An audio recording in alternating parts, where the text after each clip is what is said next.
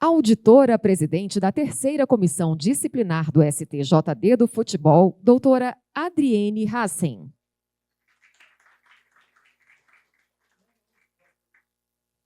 Vice-presidente acadêmico da ANDD, doutor Paulo Feus.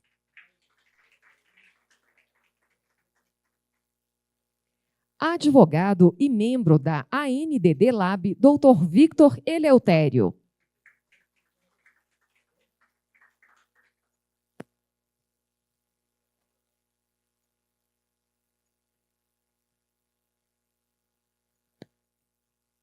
Com a palavra, o moderador do painel, doutor Luiz Marcondes.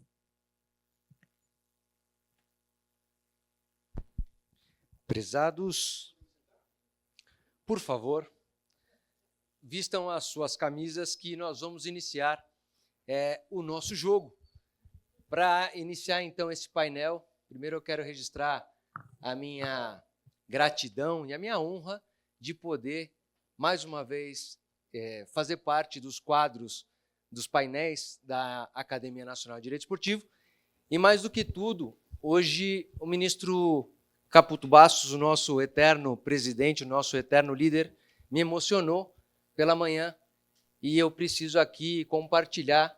É uma verdade, acho que toda vez que nós temos a oportunidade de nos reunir por conta de um Juruesporte, é muito prazeroso. Mais do que tudo, é muito bom rever os amigos, trocar informações. Acho que a academia ela é diferente e ela proporciona momentos especiais. Então, eu sou realmente um privilegiado e fico cada vez mais lisonjeado por ter essa oportunidade. Mas, na pessoa do meu querido presidente, eu quero saudar, felicitar e agradecer não só todos os acadêmicos, não só os painelistas aqui que estão conosco, mas todos os presentes, porque o meu presidente também me deu uma missão. Ele me disse, Marcondes, começou a Copa, então não é painel, não é evento, é jogo. E assim vamos conduzir este jogo. Não é? Nós temos, para finalizar esse evento, um tema muito interessante, que é uma análise jurídica, uma análise inclusive administrativa, sobre órgãos de resolução de disputas.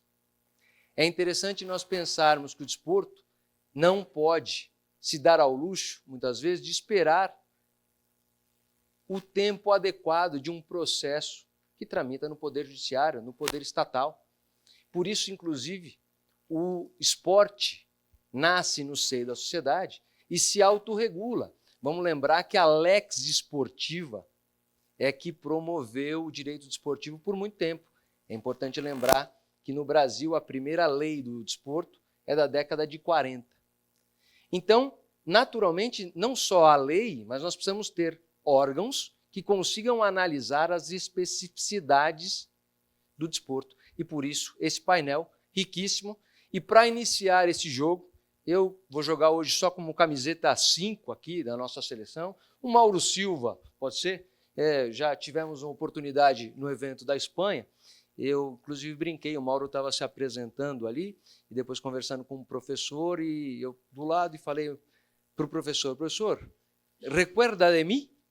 E ele me olhou, e o Mauro Silva falou, esse aí era meu banco. Brincadeira à parte, eu quero só deixar registrado que nós temos, nesse momento, um desafio, e os órgãos de resolução de disputa precisam estar atentos.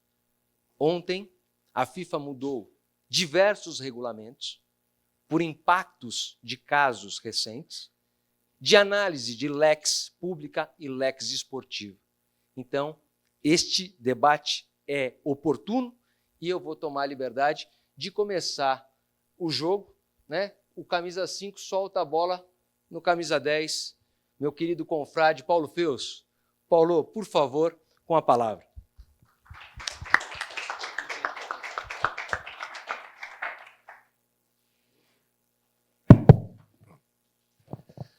Boa tarde a todos e todas. É sempre um prazer estar falando aqui com vocês. De camisa 10 não tenho nada, talvez camisa 100, já indo para a aposentadoria, né, João? E, enfim, E o tema é um tema que está sempre atual, porque, na verdade, quando a gente trabalha com a concepção da organização jurídico-desportiva, e é mais um pouquinho disso que eu vou tocar com vocês aqui para iniciar aqui o jogo. Uma das coisas que talvez mais incomode o advogado, incomode porque às vezes você tem que você explicar para quem lhe contrata, é em qual guichê você vai bater a petição. Quando começa a discussão de conflito de competência, você explicar para alguém, não, mas isso aqui era ali, aquele se acha competente, aquele não. Isso é discussão que advogado gosta, mas na prática ninguém gosta. E, na verdade, nós temos no esporte, propriamente dito, diversas competências jurídico-esportivas que elas estão relacionadas, mas bem, de certa forma, bem dimensionadas. Às vezes tem alguns casos que tem ali uma certa irritação, uma certa compatibilidade, efetivamente. E para entender isso aqui, nós temos que entender o esporte como um sistema próprio. E esse sistema acopla exatamente isso que o nosso Luiz Marcondes trouxe, que é a questão de termos a lex esportiva dentro de um sistema, de uma teoria integradora. E essa teoria integradora, ela acopla dentro dos próprios sistemas dos estados de aceitar essa transnacionalidade, efetivamente, do esporte, que traz os julgamentos para casos especificamente tratados dentro do próprio sistema. E o próprio sistema nosso, o próprio sistema do esporte, ele tem uma fórmula não só de julgar, como da efetividade para o seu julgamento. Que isso, de certa forma, é uma das grandes distinções que nós temos no julgamento desportivo. Eu julgo e tenho aí a efetividade. E é por isso que vocês aí, na toada da manhã e tudo mais, né? Por isso que vocês têm aí um transfer ban no Botafogo do meu presidente Tênis. Por que ele tem um transfer ban? Veja, uma decisão que vem de fora, mas se a gente fosse ter aula de processo civil aqui, alguém ia falar, mas a decisão de tribunal estrangeiro não deveria ser homologada no STJ para depois ter... Não preciso, porque eu tenho reconhecimento do sistema que aquele julgamento aquilo vai acabar acontecendo. Então, os julgamentos internacionais, eles acabam ocorrendo de certa forma e o sistema elegeu a sua forma de julgar. No caso, nesses casos, o sistema de arbitragem. Muito bem. No Brasil, nós temos, então, uma distinção. Nosso país tem algumas formas de julgamento também, propriamente ditas, e baseadas aí com uma tutela constitucional muito forte. Porque a Constituição Federal, ela traz para a gente, no parágrafo 1º do artigo 217, a justiça desportiva. Se vocês olharem aqui, todos vocês olharem, o artigo 92 da Constituição Federal, que fala sobre poder judiciário, ninguém de vocês vão achar lá a justiça desportiva. Ela não está elencada no poder judiciário. O que significa que ela é um sistema próprio, que, inclusive, cria uma exceção para o poder judiciário como um todo, do artigo 92 inteiro. E o artigo 92 começa com o Supremo Tribunal Federal. O que significa dizer que esse expediente trazido para a nossa sociedade, ele cria uma exceção ao que nós conhecemos como direito de ação.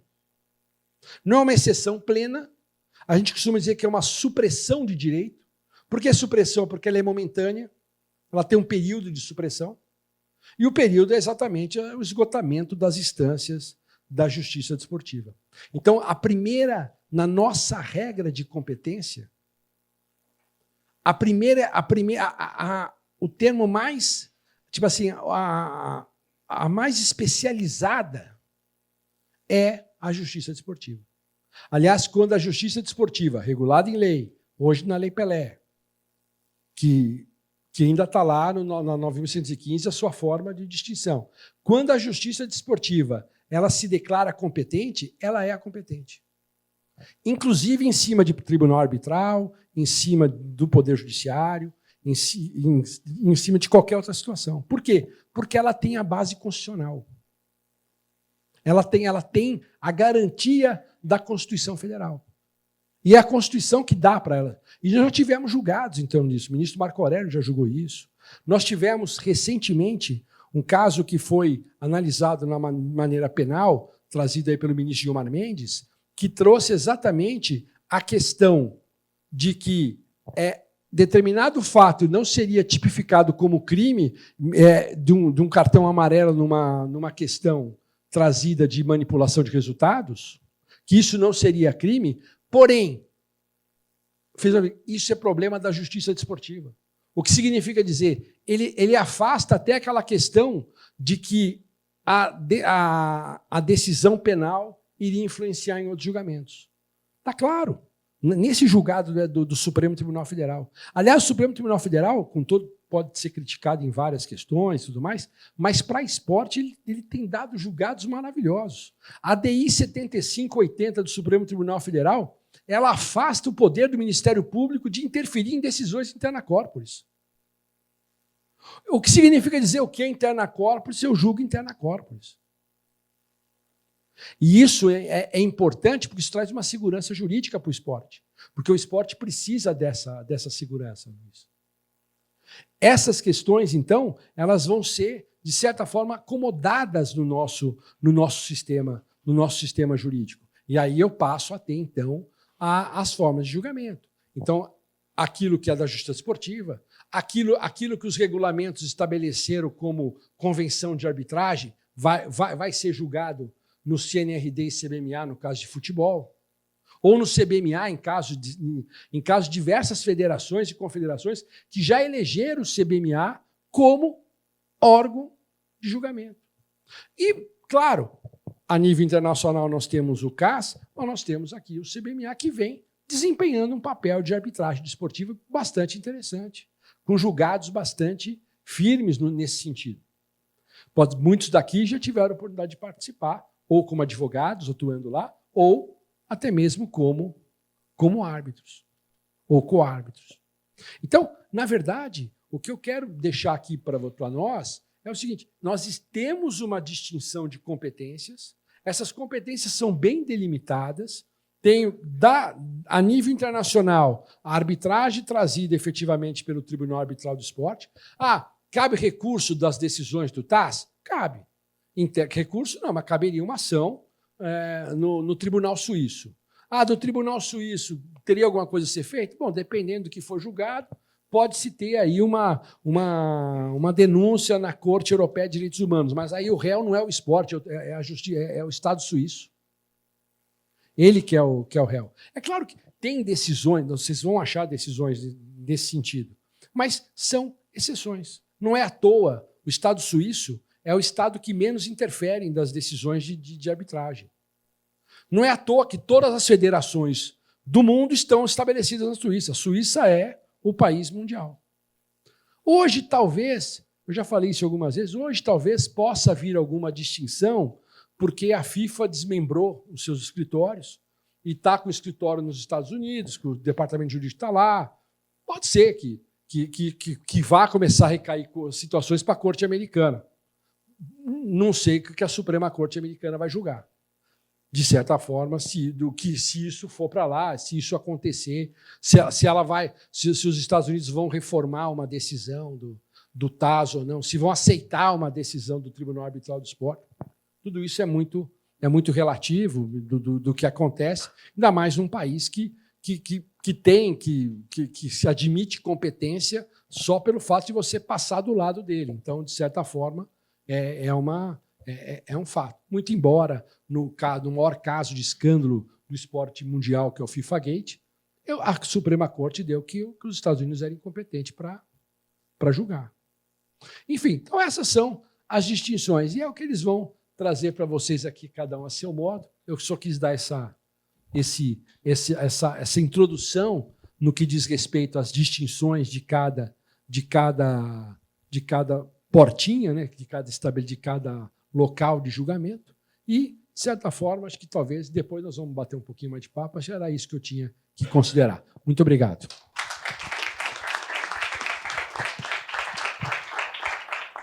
Meu confrade Paulo, quando a bola chega no camisa 10, a magia acontece. Diversos temas ótimos aqui para a gente dar sequência no painel. E eu, como estou jogando de 5, a bola chegou, já vou deixar, né, vou dar um tapa aqui para o camisa 11 da nossa seleção. Né? Aliás, publicamente, mais uma vez, essa não é a primeira vez, e o Léo vai confirmar, já jogamos juntos no Morumbi, com a camisa da seleção brasileira, e, por incrível que pareça, dei um passe, dei uma assistência para gol do Léo. Isso é verdade, e quem apitava a partida, Sálvio Espíndola. É mentira? Mas só antes... Só para passar o tema aqui, é muito interessante, o Dr. Paulo Feus pontuou algumas questões interessantes para nós observarmos. De fato, o olhar internacional, ou melhor, muito bem destacado, professor Paulo Feus, transnacional, a Corte Arbitral do Esporte, ela passa a ser um órgão importante para que esse olhar seja, de fato, mundial e uniforme. Não é? Mas também levanta um monte de questões sobre a arbitragem, sobre os árbitros, e por isso eu trago meu camisa 11. Meu querido camisa 11, doutor Leonardo Andriotti, um querido amigo de longa data. Eu comecei no Direito Esportivo há uns 5 anos, já te acompanho há muitos anos. Não, brincadeiras à parte. Léo, se você puder trazer para nós, porque o CAS, de fato, ele tem hoje uma importância muito grande no sistema federativo associativo, não só no sistema federativo associativo FIFA, mas dos mais diversos esportes. E olhar o CAS, entender a estrutura, entender os seus árbitros, é algo muito importante. Obrigado, Luiz. E claro que eu tenho que confirmar. Se ele falasse só que fez um passe bonito, talvez eu não confirmasse. Mas como eu fiz o gol, eu tenho que confirmar e foi realmente muito bonito. A jogada foi incrível. E eu agradeço muito, presidente Terence, o convite que me foi formulado, né, para estar aqui hoje nesse evento que, obviamente, já se consolidou no calendário jurídico desportivo, não só do Brasil, eu diria, né, no cenário internacional. E eu fico honrado de ter a possibilidade de novamente participar. Então, agradeço ao presidente Terence, né, e cumprimento a todas as mulheres aqui presentes, na pessoa da Liliane Caputo, que é quem realmente manda, né, Teres? Nossa queridíssima amiga, e todos os nossos amigos aqui presentes na pessoa daquele que é o presidente do Ibrachina, mas também uma grande liderança da advocacia paulista, o conselheiro seccional da OAB São Paulo, que é a minha casa, né, o conselheiro Thomas Ló. No mínimo.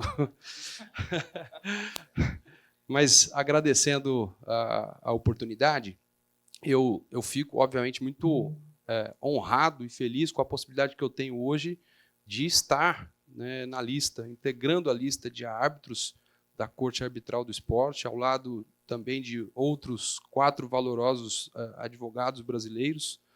E para quem atua no esporte, para quem conhece o sistema, isso realmente é algo de se orgulhar, e eu me orgulho muito, né, dessa que eu posso dizer é uma grande conquista. E o CAS, de fato, ele representa um modelo de órgão de resolução de controvérsias no esporte, dentro do contexto da Lex Esportiva, bastante exitoso.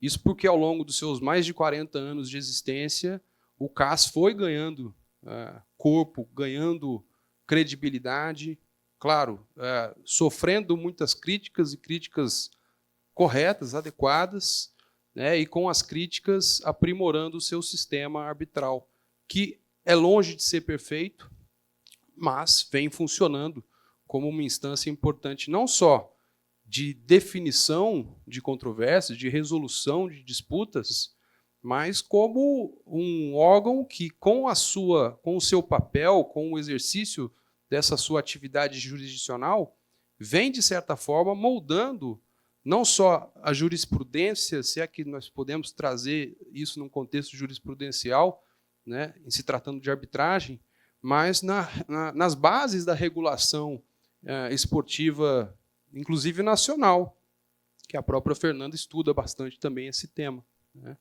É dizer, aquilo que o Tribunal Arbitral do Esporte decide vem, de certa forma, influenciando a regulação esportiva, que é um pilar importante da lex esportiva, né? Daí a relevância e a importância da Corte Arbitral do Esporte como um pilar essencial desse fenômeno transnacional.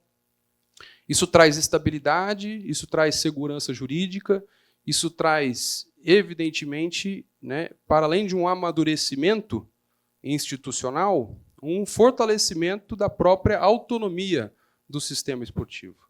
E quando a gente fala de arbitragem, né, é muito mais justo dizer que nós estamos tratando de fato de autonomia. Porque, de certa forma, a arbitragem, como um dos métodos adequados de resolução de controvérsias, ela vem para trazer uma solução metódica, processual, procedimental, alternativa à prestação jurisdicional do Estado juiz, do Poder Judiciário. E isso traz uma consequência muito importante para o próprio sistema e para a própria arbitragem, que é um grau absoluto de confiança que as partes, que o sistema tem que ter neste sistema arbitral. A confiança no Poder Judiciário, ela, de certa forma, muito embora neste momento nós vivenciamos, de certa forma, uma crise institucional, mas é uma confiança que se dá a partir da própria legitimidade do Estado em prestar a jurisdição. Na arbitragem, não. Na arbitragem, os árbitros ou a própria instância arbitral são escolhidos pelas próprias partes no exercício da autonomia da sua vontade, na autonomia privada. Isso requer uma confiança absoluta naquele sistema. Os árbitros são escolhidos justamente em virtude e em razão da confiança que é atribuída a este árbitro, a este painel arbitral e, consequentemente, ao próprio centro de mediação ou de arbitragem, seja qual for a situação. E eu faço essa introdução para trazer essa perspectiva da confiança. E a confiança, sobretudo, no árbitro, na pessoa do árbitro. Quem é o árbitro? O árbitro pode ser qualquer pessoa capaz, que goze de confiança da parte que o escolhe. Eu sequer preciso ser um bacharel em direito para assumir uma função tão importante como uma função de árbitro. Isso gera como consequência a necessidade de se estabelecer uma governança procedimental e de postura institucional extremamente eficaz, assertiva, na medida em que estes árbitros vão justificar a confiança no sistema ou trazer um risco de desconfiança nesse próprio sistema. E é por isso que, no sistema arbitral, como o professor Paulo Feus trouxe de uma forma muito feliz, nós não temos recursos de decisões arbitrais para a revisão de matéria, da substância julgada naquele conflito. Existem poucas e limitadas situações onde se pode haver uma revisão daquele contexto, daquela decisão arbitral. E aí a gente está falando de vício formal do procedimento. A inobservância do devido processo legal, o desenvolvimento irregular de uma arbitragem, dentre outras situações, e aí eu chamo a atenção para a qualidade do árbitro, sobretudo em termos de independência e imparcialidade. O árbitro precisa ser independente, o árbitro precisa ser imparcial, as causas de impedimento e suspeição, né, estabelecidas no Código de Processo Civil se aplicam também aos árbitros dos procedimentos arbitrais, e isso tem como pano de fundo a própria governança procedimental e a integridade deste procedimento e desse sistema arbitral.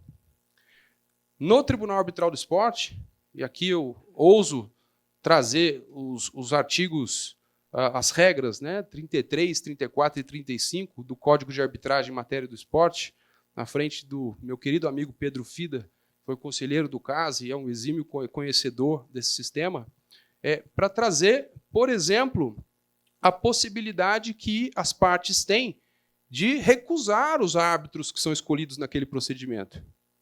Claro, dentro de um prazo, mas a possibilidade de recusar por razões fundadas, evidentemente, que possam gerar alguma dúvida, alguma desconfiança de que o árbitro não tem, naquele procedimento, a independência necessária, a imparcialidade necessária para conduzir aquele contexto arbitral. Então, existe um procedimento. Para além desse procedimento, existe a própria preocupação da Corte Arbitral do Esporte, né, pelo Conselho Internacional de Arbitragem em Matéria do Esporte, no sentido de que, mesmo que as partes não se insurjam contra aquela situação de dúvida, de fundado receio de perda de independência e de imparcialidade, a falha do árbitro na condução da sua atividade judicante pode gerar a própria remoção do árbitro naquele procedimento por uma instância específica no CAS. De forma geral, porque, obviamente, nós não temos tanto tempo para tratar desse assunto, mas os árbitros têm deveres, e os deveres devem ser atendidos de forma eficaz, sob pena de risco a esse sistema. A falha no dever, a inobservância do dever do árbitro, gera, como consequência, a possibilidade de remoção deste árbitro deste procedimento. E aí eu finalizo trazendo o que o próprio mediador Luiz Marcondes trouxe no início, da duração razoável do processo. Isso também se aplica na arbitragem, porque a arbitragem tem que ser rápida, tem que ser célere, tem que ser eficiente.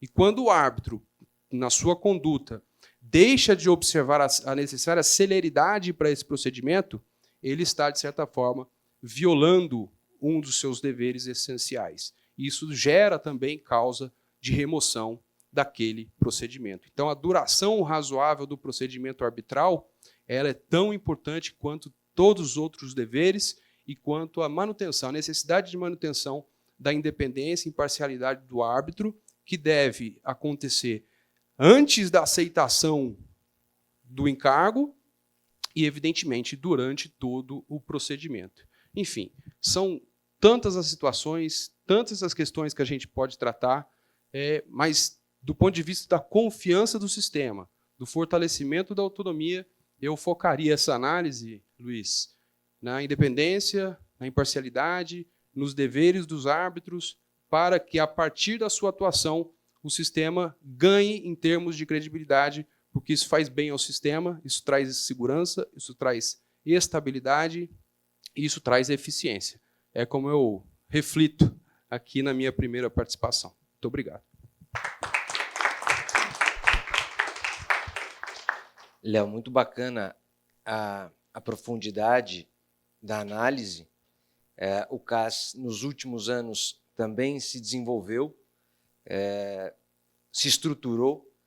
Me recordo, inclusive, que um dos primeiros casos atuamos juntos, né? Não vamos falar quanto tempo, porque o pessoal estava acreditando que eu tinha 29 e não vai acreditar mais. E em francês, com a audiência em Abu Dhabi, em francês, não esquece.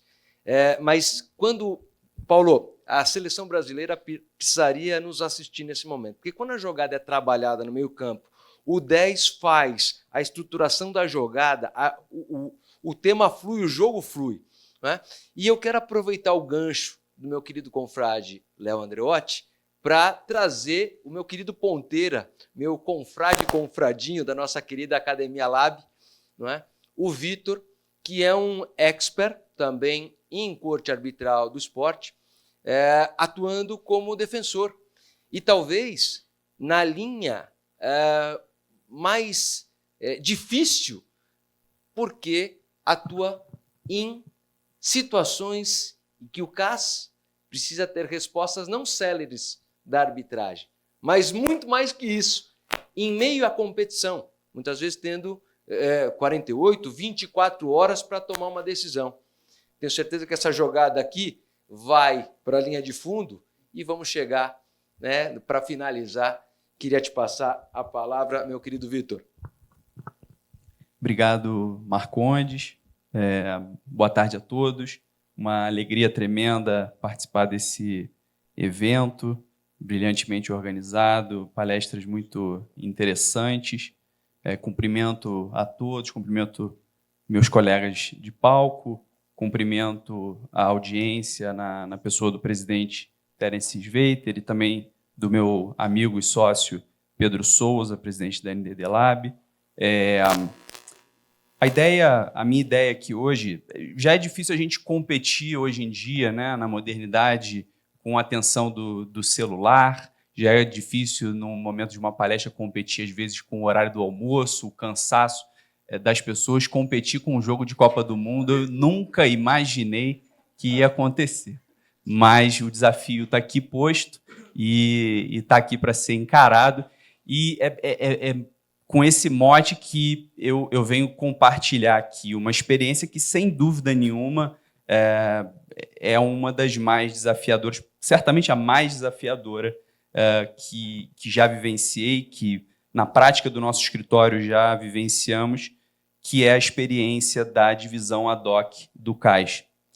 Para quem não sabe, inclusive a divisão ad hoc do CAIS inaugura hoje a sua atividade também na Copa do Mundo. Então, a partir de hoje, a jurisdição da divisão ad hoc está funcionando na Copa do Mundo para a resolução de quaisquer disputas que possam surgir. Quando nós pensamos na construção do CAIS, no desenvolvimento das atividades do CAIS ao longo dos anos, sempre pensamos muito, né, o ponto fundamental de enfoque da jurisprudência são os casos de dopagem, são os casos contratuais, né? Mas quando a gente olha para a divisão ad hoc, fundamentalmente a gente se aproxima muito mais da competição. A gente se aproxima muito mais do calor do certame esportivo. Eu, na minha modesta visão, entendo que seria o ápice da experiência da arbitragem no esporte, verdadeiramente. Essa experiência que nós tivemos a felicidade de iniciar no Rio 2016, ela aconteceu também em Tóquio e em Paris, na Olimpíada de 2024, e você verdadeiramente entende a relevância dessa função. Para quem não conhece, a divisão ad hoc ela funciona normalmente num período que se inicia 10 dias antes da abertura dos Jogos Olímpicos e vai até a cerimônia, até o encerramento dos Jogos Olímpicos, com o objetivo de resolver qualquer disputa que surja relacionada à competição. São disputas que podem ser submetidas de maneira direta ao CAIS, mas, na sua grande maioria, são recursos de decisões proferidas pelo Comitê Olímpico Internacional, pelas federações esportivas, e que se relacionam intimamente ao certame. Existem disputas relacionadas à elegibilidade, disputas relacionadas à nacionalidade, qualificação para competições, dopagem e por aí em diante. E o grande desafio desse procedimento arbitral, e é verdadeiramente um procedimento arbitral reconhecido pelo Tribunal Federal Suíço, já em algumas sentenças, é que o CAIS, na divisão ad hoc, pretende resolver qualquer disputa num prazo de até 24 horas. É o Jack Bauer da arbitragem esportiva, né? O árbitro assume essa função de resolver a disputa em até 24 horas. Lógico, se o tempo permite, a instrução processual e o procedimento como um todo, ele pode se alongar, pode haver uma prorrogação desse prazo, mas esse é o grande objetivo. A divisão ad hoc ela é inaugurada nos Jogos de Atlanta, em 1996, E a primeira experiência da divisão ad hoc é num caso da natação, caso 001 de 96, obviamente, que foi um caso relacionado à inscrição de uma atleta dos 400 metros livres, se não me falha a memória, uma atleta irlandesa chamada Michelle Smith, e ela basicamente estava inscrita para 4 ou 5 competições por conta de uma alocação dentro da delegação da Irlanda. Ela foi inscrita numa 5ª prova, numa prova adicional. E havia ali uma dúvida, um questionamento com relação aos prazos. Bom, esse prazo aqui de inscrição nessa prova especificamente, ele foi respeitado? Essa atleta ela pode, de fato, participar da competição? Inicialmente, a Federação Internacional de Natação entendeu que não, ela não poderia participar. Mas, no dia seguinte, literalmente no dia seguinte, e às vésperas do início da competição, o COI apresentou uma opinião sobre a questão, que havia ali uma nebulosidade, e lendo as regras, a gente consegue entender bastante qual é essa questão. O COI apresenta um parecer favorável ao atleta e, diante disso, a FINA admite a atleta no certame. O questionamento, então, vem, diante da revisão da decisão, uma decisão nova da FINA que admite a atleta na competição, alguns comitês olímpicos se insurgem. Eu não vou me lembrar exatamente, acredito que foi o Comitê Olímpico dos Estados Unidos, da Alemanha, e mais 1 ou 2 comitês olímpicos se insurgem contra isso e apresentam um application, né, um requerimento perante a divisão ad hoc.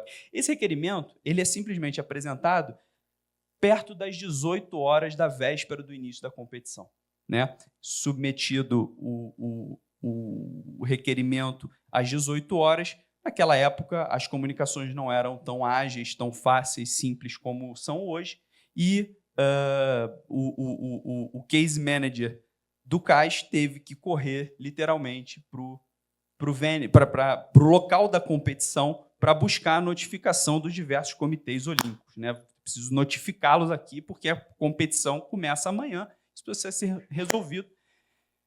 Não consegue notificar todos os comitês, mas 2 ou 3 deles participam da audiência, que começa no mesmo dia, começa às 11 horas da noite, uma audiência que se protrai até às 2 horas da manhã, e a sentença arbitral ela é comunicada por volta das 5 horas da manhã. E a sentença conclui, é uma sentença robusta, com uma fundamentação interessante, conclui que a atleta pode sim participar.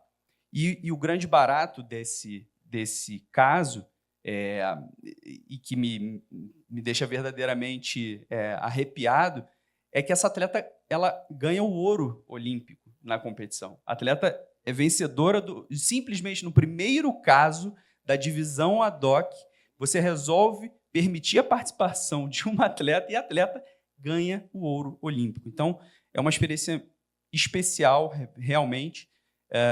Tivemos alguns casos ao longo dessas 3 Olimpíadas que comentei. Sem dúvida nenhuma, Paris foi realmente trouxe realmente uma alegria tremenda. Tivemos êxito em casos envolvendo atletas brasileiros em que se questionava a possibilidade de participação nos Jogos Olímpicos diante de inconformidades do sistema de dopagem brasileiro. Eram 3 atletas do atletismo, a Lívia Vancini, o Max Batista e o Igor Ferreira. Eram modalidades diferentes, mas basicamente a World Athletics, a Federação Internacional de Atletismo, após a qualificação dos atletas para os Jogos, entendeu que eles não tinham sido submetidos a um determinado número de controle de dopagem durante um certo período de tempo, e por isso não poderiam participar dos Jogos. Outros 2 atletas foram incluídos nas competições do Max e da Lívia. O caso do Igor não, porque o Igor era competidor de um revezamento. Mas, enfim, a disputa surgiu, houve esse questionamento e, em poucos dias, questão de dias, havia cerca de 40, 50 pessoas mobilizadas em torno do caso. Né? Nós, como advogados do COB, alguns advogados representando a Confederação Brasileira de Atletismo, uma série de advogados representando o COI, a World Athletics, os 3 árbitros, um sem número de funcionários do CAIS. Tivemos uma audiência que aconteceu no dia da abertura dos Jogos Olímpicos, no Tribunal de Paris, um prédio super interessante. Era difícil até circular pela cidade para chegar no tribunal, porque tudo estava fechado no entorno do Rio Sena. Né? Curiosamente, a gente estava de um lado do Sena e o tribunal era do outro. Então, assim, a gente teve que realmente dar uma volta 3 vezes maior para conseguir chegar.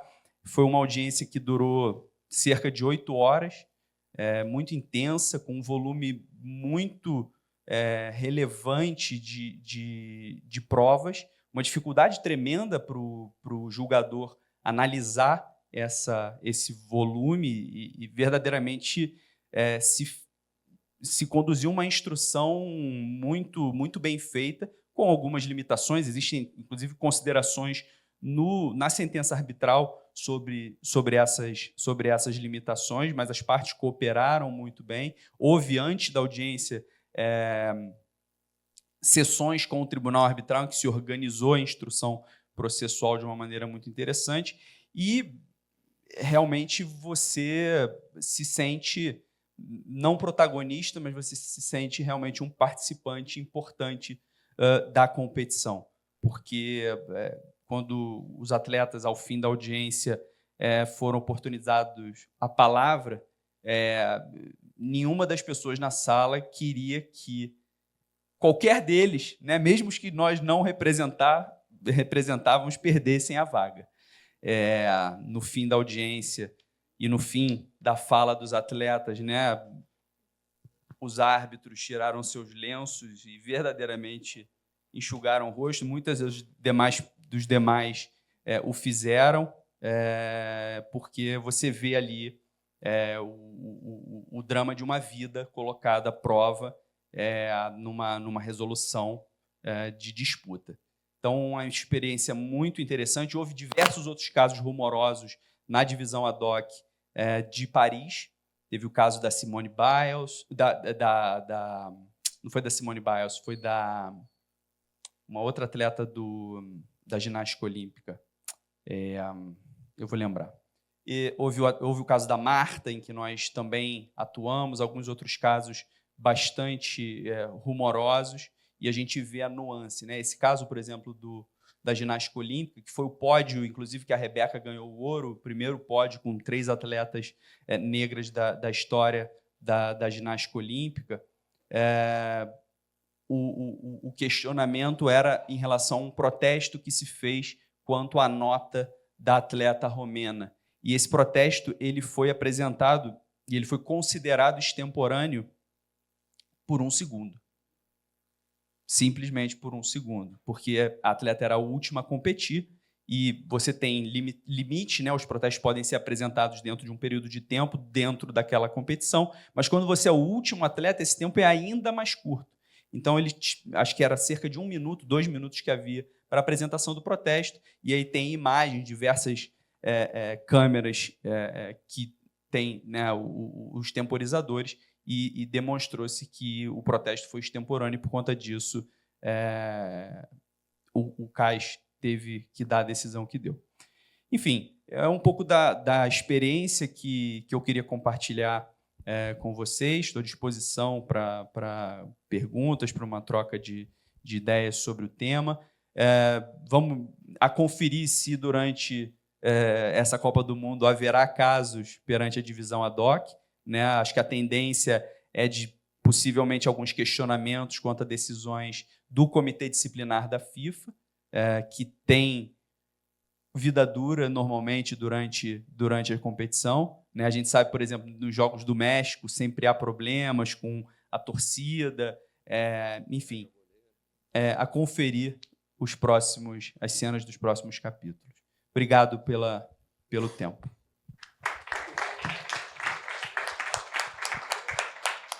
Vitor, jogada brilhante na ponta.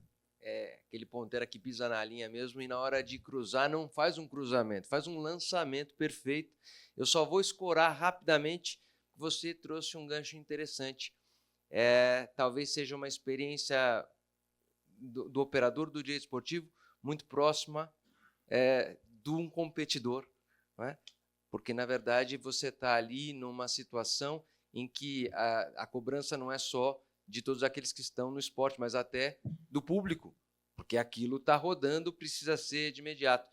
E eu faço um paralelo para trazer a nossa querida Marta, do direito desportivo, ou, né? ou a camisa 9, a Cristiane, do direito esportivo, a doutora Adriene Hansen, para nos trazer um pouco também da experiência do STJD, porque o STJD também é um órgão consolidado e que, naturalmente, dia a dia chama a atenção não só de todos aqueles que são apaixonados pelo futebol, mas, naturalmente, da torcida. Será que meu jogador joga segunda-feira, joga no próximo jogo? Né? E o STJD tem essa atenção. Dri, com a bola. Obrigada, Luiz. E Marta, gostei bastante. Marta ou Cristiane, a gente tem 2 exemplares absurdos.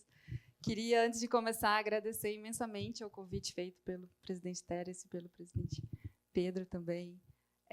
Parabenizar a organização e o faço nas pessoas da Lili e da Andréia, estendendo as demais pessoas que estiveram envolvidas nesse evento, que, como o Léo disse, já é referência no direito esportivo há anos. Fico muito grata de estar aqui hoje, a última palestra do último dia do evento, com jogo e no palco com amigos e professores. Vocês estão de sacanagem comigo, né? Tudo bem. Espero conseguir contribuir da mesma forma que os meus amigos aqui fizeram. E, como o Luiz disse, a gente vem agora para o âmbito disciplinar desportivo, no âmbito das competições, e, mais especificamente, as competições realizadas pela CBF, onde a gente tem a atuação do STJD do futebol.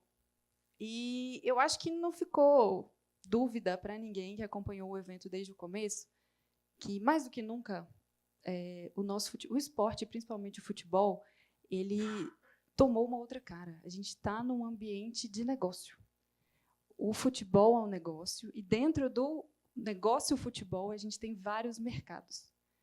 E, dentro disso, a gente vê que tanto a CBF, e aí eu falo pelo presidente, na pessoa do presidente Samir, do diretor de competições, na época do Sintra também, da comissão de arbitragem, e do Luiz Otávio Veríssimo, presidente do STJD, eles viram a necessidade de a gente sentar à mesa e entender o papel do STJD e como a gente consegue, dentro do que foi dito aqui, principalmente, Caio, a gente está aqui, o Caio, procurador também do STJD, a gente está aqui preocupado com o novo protocolo 14, que vamos falar daqui a pouco sobre ele.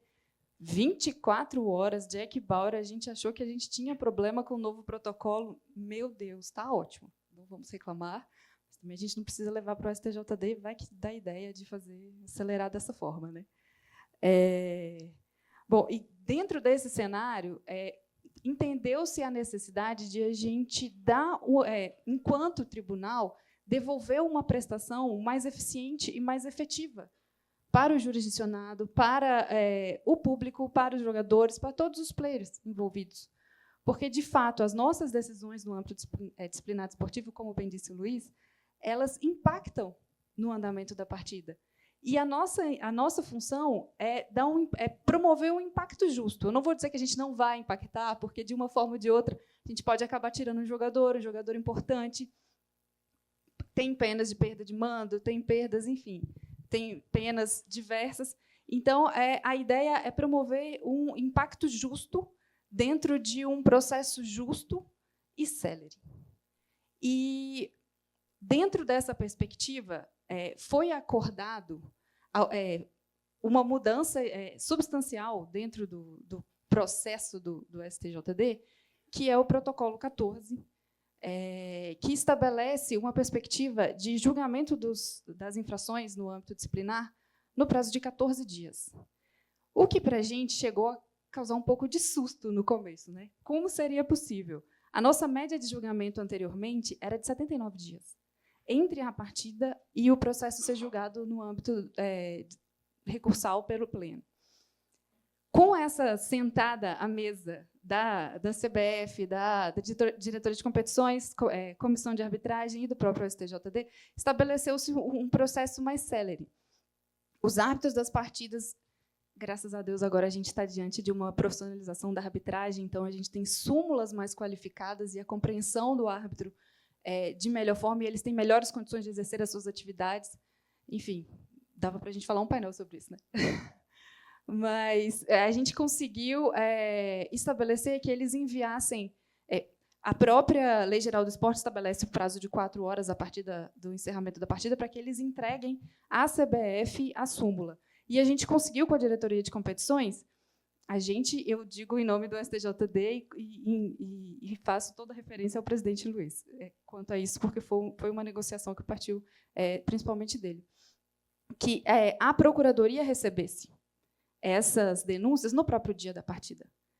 Porque também foi possível transformar o sistema, todo este sistema, eletrônico. Antes era feito através de digitalização, e-mail. Hoje existe um sistema que a gente consegue... O Caio consegue falar melhor do que eu sobre essas questões relativas à Procuradoria. E aí, a Procuradoria, a partir do momento que ela recebe a súmula, ela tem 2 dias, combinados também com o Procurador-Geral, para que consiga elaborar a denúncia e ela seja pautada para a mesma semana. Observados, obviamente, os prazos de antecedência de publicação de edital, para que seja feito tudo da maneira mais justa e que a gente privilegie a ampla defesa, o processo legal, enfim. E aí acontece, por exemplo, um jogo que ocorreu no domingo à noite a súmula está com a Procuradoria, segunda-feira a Procuradoria já entrega a denúncia, é feita a publicação do edital, quinta e sexta-feira a gente já tem o julgamento. Uma outra questão que envolve a diretoria de competições é a organização do calendário.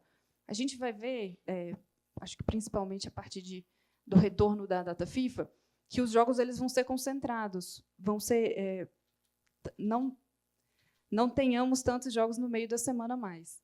Eles serão mais concentrados em horários específicos e final de semana, e com isso a gente consegue de fato implementar. Não foi por isso que foi mudado o calendário, mas com isso a gente conseguiu transformar o nosso procedimento interno no STJD. E aí a gente consegue fazer o julgamento em primeiro grau antes da próxima rodada. Então, e aí a gente faz o julgamento e na semana seguinte já consegue, havendo recurso ou não, a gente já consegue que seja julgado o recurso. Com isso, a gente tem uma diminuição dos efeitos suspensivos, que eram quase automáticos nos recursos, né?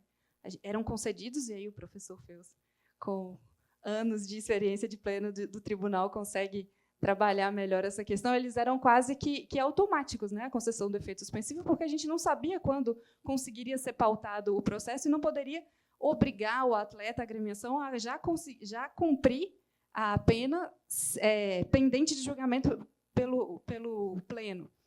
Então, toda essa sistemática ela foi possível pensando na melhor qualidade do produto futebol. Porque a gente tem, exatamente como o Luiz disse, acontecia situações, por exemplo, o atleta jogou hoje, aí eu estou falando de 79 dias. Daqui 2 meses era pautado, aí eu estou falando de uma Copa do Brasil. Ele está na primeira fase, aí chegou... Tá nas quartas. É um atleta importante e sai das quartas no momento crucial para a agremiação, para o time.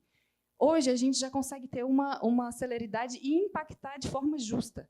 Se ele praticou uma infração disciplinar, ele vai cumprir, e vai cumprir dentro de um prazo justo para a equipe, para o campeonato. E isso gera uma busca pela eficiência e integridade na realização da competição. E... outros pontos, outros 2, para eu encerrar minha fala, outros 2 pontos que são essenciais para essa questão de futebol enquanto mercado, mas sem deixar de entender a função social do esporte, que foi muito bem dita pelo ministro Caputo aqui no começo do evento, que a gente não pode esquecer o que o futebol representa, principalmente para o Brasil, que existe uma relação simbiótica. Tudo que acontece no futebol acontece na sociedade, o que acontece na sociedade acontece no futebol. E a evolução da sociedade existe e o futebol não pode ficar para trás. E, a partir disso, no final do ano passado, a Comissão de Direito Desportivo daqui do DF, o Luciano, que é presidente, falou no painel anterior, juntamente com... Eu estou vice-presidente da comissão, juntamente com a Comissão de Igualdade Racial, também do DF, e a Diretoria de Igualdade Racial do DF também, a gente sentou e elaborou um protocolo de julgamento com perspectiva racial e a gente entregou, em setembro do ano passado, para o Luiz, o presidente Luiz, para que ele seja aplicado no âmbito do STJD. Porque a gente tem muitos, infelizmente, a gente trata muitos casos do 243G, que são atos discriminatórios em decorrência de várias minorias, e, dentre elas, o racismo. Porque a gente parte de uma perspectiva que a gente não pode nunca esquecer que as normas que elas foram postas para a gente na sociedade, elas partem de uma neutralidade que ela é insuficiente para gerar equidade. Porque a gente está tratando de marcadores sociais que eles estão não só na nossa convivência, no nosso dia a dia, mas também no futebol. Então, eles influenciam questões que... vou botar muito entre aspas, xingamentos que antes eram tidos como do futebol, hoje a gente não pode aceitar mais. Eles são crime, a gente tem o racismo, a lei de racismo, a homofobia e a LGBTfobia é enquadrada como racismo também, e estamos aí no processo da misoginia e machismo também, para poder tipificar como infração ilícito mesmo, né, porque no STJD já é infração, e a gente precisa trabalhar isso no âmbito do futebol. E a gente deu esse passo muito, muito grande, e agora estamos esperando a aprovação, seja por portaria, por resolução, o pleno se reunir para analisar, e, a partir daí, implementar ou não o protocolo. E, no começo desse ano, também, a gente entregou para o STJD, e aí um movimento meu e da Mariana Barreiras, que é auditora do Pleno, um protocolo de atuação e perspectiva, atuação e julgamento com perspectiva de gênero. Esse já foi aprovado, ele já está disponível no site do STJD, existem algumas cartilhas também impressas disponíveis lá presencialmente lá no tribunal, é bastante tranquilo, porque também a gente precisa entender que, graças a Deus, eu estou vendo aqui, a gente tem bastantes mulheres hoje. Graças a Deus. Não é comum. Não é comum. A gente existe, a gente está no futebol, a gente está no esporte, a gente está praticando, a gente está julgando, a gente está em todos os lugares e estamos ocupando e vamos ocupar ainda mais. Então, a gente precisa entender que a gente tem que tratar sob a perspectiva de equidade. E, para que seja feito de forma equânime, tem que ser observadas algumas questões que não reverberem essas discriminações que a gente vê dentro de campo, vê nas torcidas, vê no trato, vê de maneira silenciosa como acontece. E a gente já adotou, em algumas oportunidades em julgamentos, esses protocolos, adotando essas medidas para minimizar a revitimização e o sofrimento das pessoas que estavam ali presentes. Então, eu acho que a compreensão do futebol enquanto mercado patente, rentável, influente na sociedade, no Brasil e no mundo, ela perpassa também pela nossa atuação de todos e todas que estamos aqui, por essa compreensão e por a gente entender que existe a necessidade de a gente fazer essas alterações, seja de procedimento, seja de compreensão, seja de entender os marcadores sociais e que eles existem e que precisam ser implementados. Então, a nossa luta está cada dia só começando, e agora a gente precisa entender sobre capacitação e qualificação nesses tópicos de cada um que está envolvido no subsistema do direito desportivo e na justiça desportiva. Obrigada.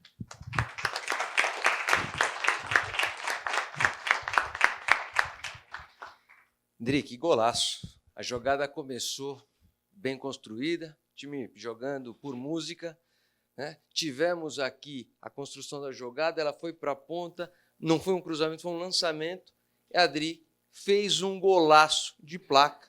Eu tenho certeza que foi um desafio gigante para todos nós competir. Não foi com um jogo de Copa do Mundo, foi com a abertura da Copa do Mundo.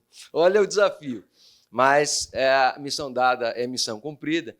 E eu penso que a Adri tenha trazido alguns pontos interessantes aqui. O primeiro me chamou a atenção e é a história da prestação desportiva, porque muitas vezes a responsabilidade de julgar o desporto, o esporte, com a devida vênia aos magistrados, o peso é igual ou superior. Dependendo da decisão de um árbitro, de um auditor, aquilo vai causar muito mais impacto na vida do desportista e do ser humano do que outras searas. Então, a responsabilidade desportiva é gigantesca. E, com a ousadia,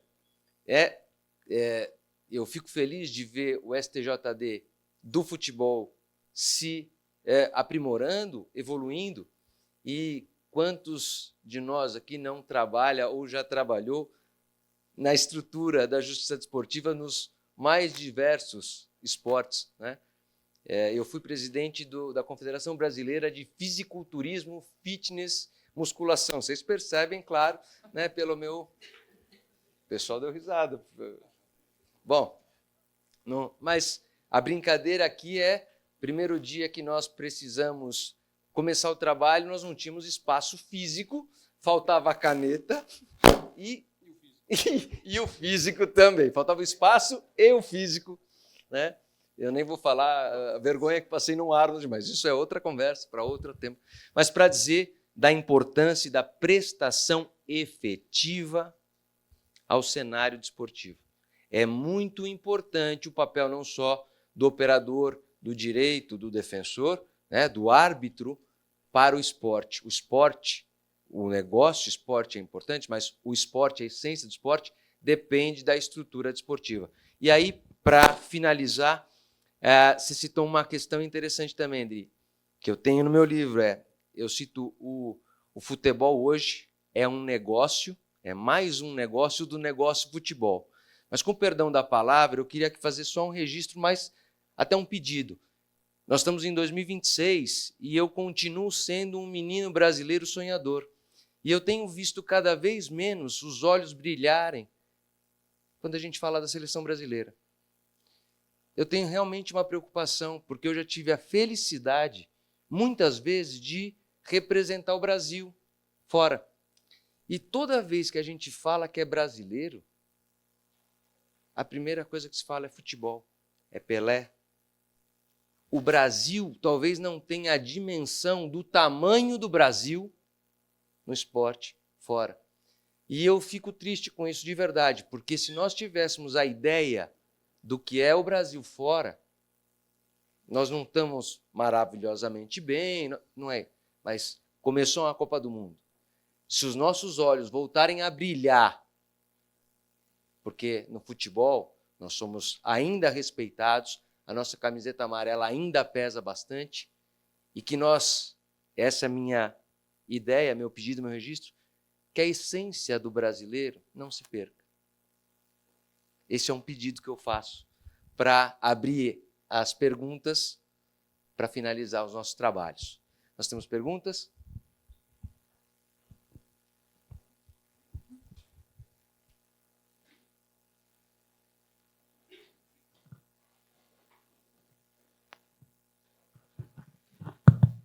Boa tarde. Primeiramente, parabéns a todos pela apresentação. Gostaria de direcionar uma pergunta para a doutora Adriene. Doutora, eu tenho atuado em TJD de forma estadual e vejo uma dificuldade muito grande de conseguir pessoas, auditores, que têm familiaridade com o direito esportivo, com o tema, e eu me sinto, às vezes, até fico meio perdido e sinto que não é feito justiça ali. Eu queria saber da senhora se o STJD tem algum movimento e se tem alguma forma de trazer essa profissionalização para os estados, assim, para melhorar essas comissões.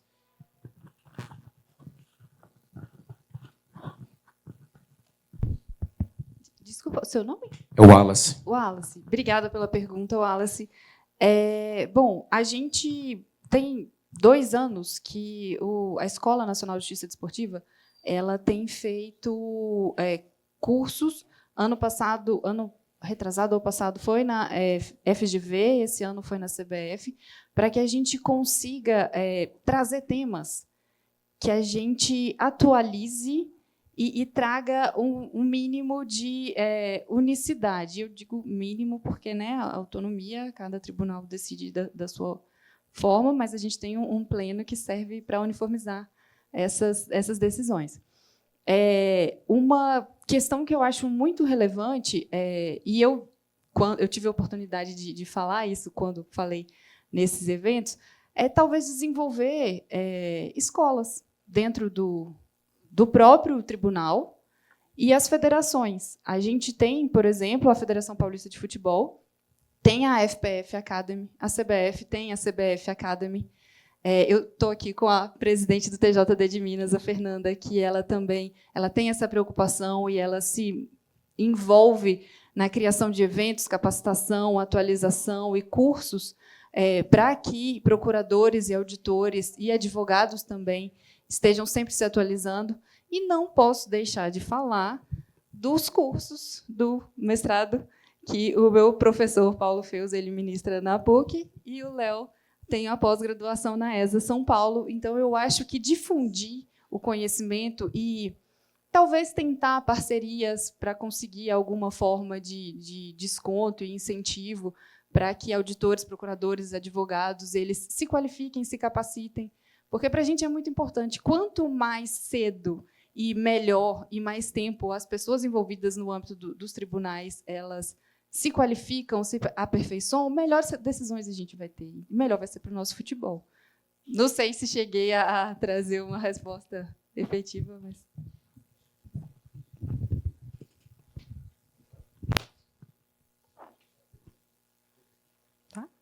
Tá. Boa tarde.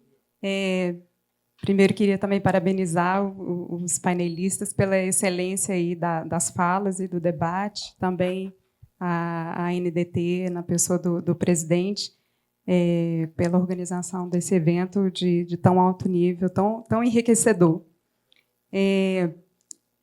Me veio uma questão aqui, ouvindo sobre esse sistema da transnacionalidade do regramento desportivo, né, que tem por princípio também, dentre vários outros, a uniformização das regras competitivas e outras também que são submetidas à jurisdição do CAIS, no caso, e considerando que o CAIS, ou o TAIS, ele se debruça também sobre questões contratuais, como foi dito, né, que algumas vezes já foram decididas com base em lei nacional, né, como exemplo em caso de recuperação judicial, que têm sido reconhecidos esses instrumentos em algumas decisões do CAIS. Queria ouvir como que isso é visto à luz desse propósito maior de uniformização, considerando que as questões que são levadas ao CAIS são questões que ultrapassam divisas, né? Normalmente elas só estão lá porque envolvem partes além de divisas, né? E a jurisdição que é aplicável é a da lei do local do tribunal, né? Que é a lei suíça. Enfim, acredito que isso seja mais recente, esse tipo de decisão do caso, e eu queria ouvir de vocês, e aí para qualquer um, todos que quiserem falar sobre, sem direcionamento. Bom, eu vou dar só uma opinião rápida e fiquem à vontade para complementar, mas, de fato, entendo que a pergunta é muito boa, porque ela vai no ponto central de um procedimento arbitral, que é a lei aplicável, né? A lei aplicável. E a liberdade da arbitragem vai determinar, muitas vezes, ou todas as vezes, né, de comum acordo com as partes, entre as partes, qual é a lei ou a norma aplicável naquele procedimento. No âmbito do Tribunal Arbitral do Esporte, nós temos uma divisão de apelação e uma divisão ordinária, com normas próprias da apelação e normas próprias do procedimento ordinário. Isso, por si só, já traz uma diferenciação em termos de lei aplicável, porque quando se vem um recurso de uma decisão definitiva, interna, de uma federação como a FIFA, basicamente, ali, o próprio regulamento e a própria institucionalidade arbitral vai determinar que a lei aplicável é aquela do sistema do futebol. São os regulamentos da FIFA e, subsidiariamente, né, o direito suíço. Num procedimento ordinário, as partes precisam escolher. Então, a menos que as partes não escolham, aí o direito aplicável começa a fazer referência à sede da instância arbitral, no caso do CAS, Lausanne, na Suíça. Então, vai depender muito da situação, vai depender muito do sistema arbitral, da sede do procedimento, né, e por aí vai. Mas, basicamente, é a reflexão que eu trago, né? Abro aqui, de repente, para o Vitor complementar, mas só para aproveitar o gancho e o microfone sobre a justiça desportiva. Eu acho que nós precisamos nos preocupar com a justiça desportiva do Brasil.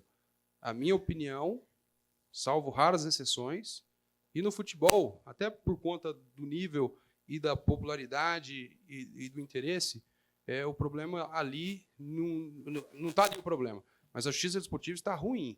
Está ruim. Para além do conhecimento, que é extremamente importante, a capacitação, as pessoas precisam estar maduras para exercerem as suas funções. É muito ativismo e pouca técnica jurídica.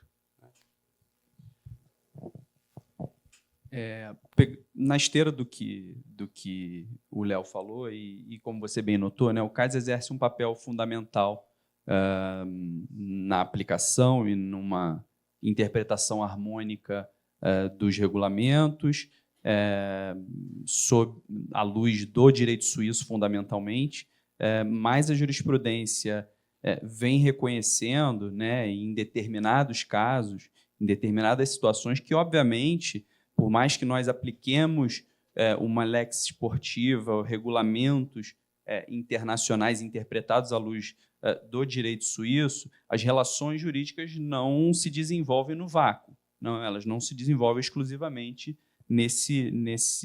sob a égide pura e simplesmente dessas regras. Né? Um clube brasileiro, quando contrata um atleta estrangeiro, ele inevitavelmente precisa cumprir com a legislação brasileira, né? E qualquer outra contratação que ocorra no exterior, da mesma maneira, precisa observar a legislação estatal.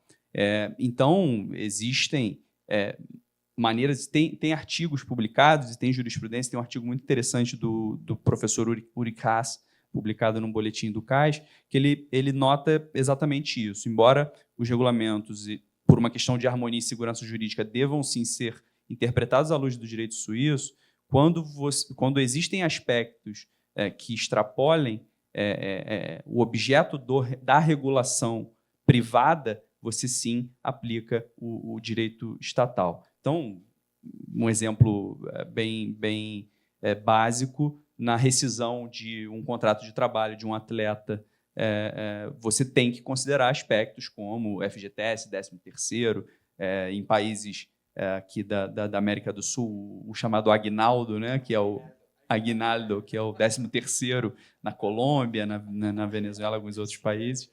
Enfim, então, essas nuances são relevantes, sim, e a análise, né, da legislação de recuperação judicial, insolvência ao redor do mundo, ela vem sendo analisada não só no Brasil, como em diversas outras jurisdições. Prezados, tem mais uma? Por favor.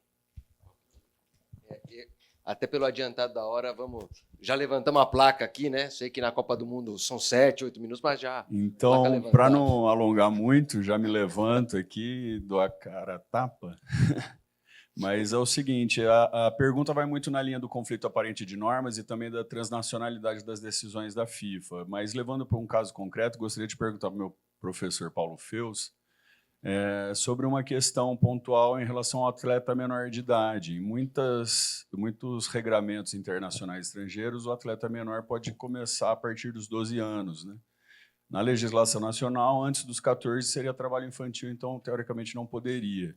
Pensando no conflito aparente e a transnacionalidade, será que não poderia ser um mecanismo de defesa para não entrar na corte arbitral, que é cara, né? Não é todo atleta que tem a possibilidade dessa atuação, pensar no controle de convencionalidade, que é muito usado no direito internacional privado, muito bem explicado nos livros do professor Valério Mazzoli de Oliveira, de repente, para pensar a recepção da norma transnacional dentro da Constituição.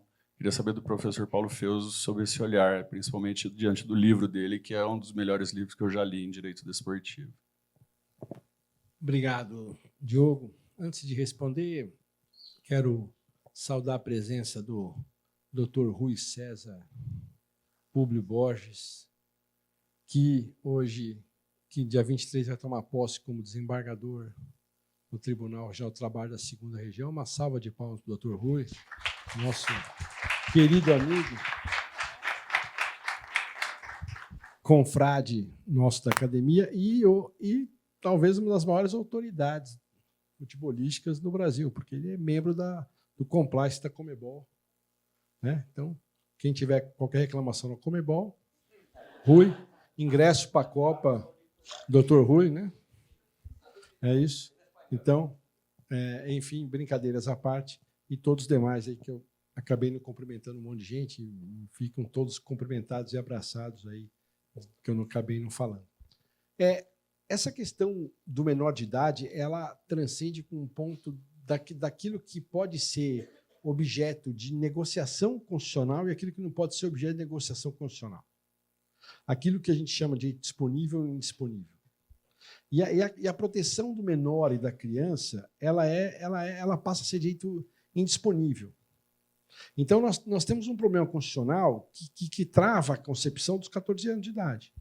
Então, eu não consigo ter uma norma que vá vir acoplar aqui na nossa, que vá, de certa forma, confrontar ou permitir ou criar um sistema excepcional. Muito embora hoje a Lei Geral do Esporte ela já criou uma forma excepcional, trazendo o seguinte: olha, de 12 anos para cá eu aceito que tenha aí um registro, que tenha aí um apontamento efetivamente nos órgãos aí da SEP. Muito embora eu já vi, inclusive até como advogado, vi outro dia, um contrato de formação de menor de 12 anos de idade, em clube grande. Que eu achei, sinceramente, falei, isso aqui você derruba em qualquer lugar, na casa até de polícia. É que se você levar isso aqui no Ministério Público, leva o presidente do clube preso. Então, de certa forma, ao meu sentir, existe hoje um problema seguinte: a nível nacional, facilmente derrubado, mas se essa questão for levada para discutir no TAS, pode ser que lá vão falar, não, o sistema admite 12 anos de idade. Então, esse tema. Agora, você admitindo no sistema nacional, eu não vejo como isso ficaria, de certa forma, integrado. Muito embora, talvez, nós precisássemos ter, aí como entendimento legal, constitucional, ou até de interpretação, já pela dignidade da pessoa humana, que o esporte faz parte da composição da dignidade. E nessa composição da dignidade, a criança ter acesso ao esporte é muito importante. Então, algumas medidas que foram tomadas durante alguns anos no Brasil, elas foram prejudiciais ao esporte. E, dessa forma, algumas ações que foram propostas por um órgão que eu admiro muito, que é o Ministério Público do Trabalho, foram prejudiciais.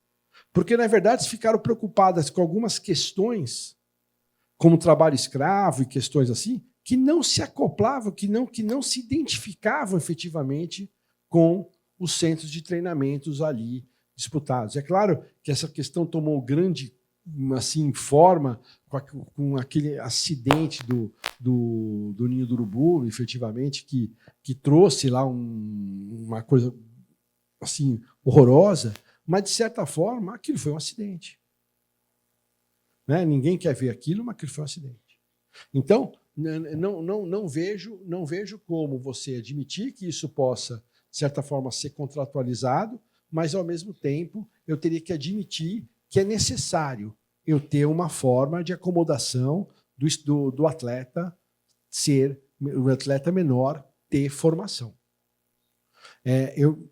Tem um filme que chama Voando nas Alturas, que fala a história de um inglês que participa de uma competição das Olimpíadas de Inverno.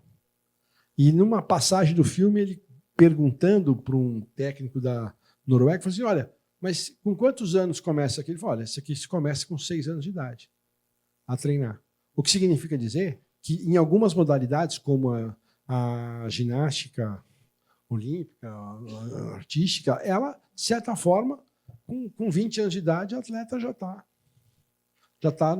já não tem mais o estofo para estar competindo.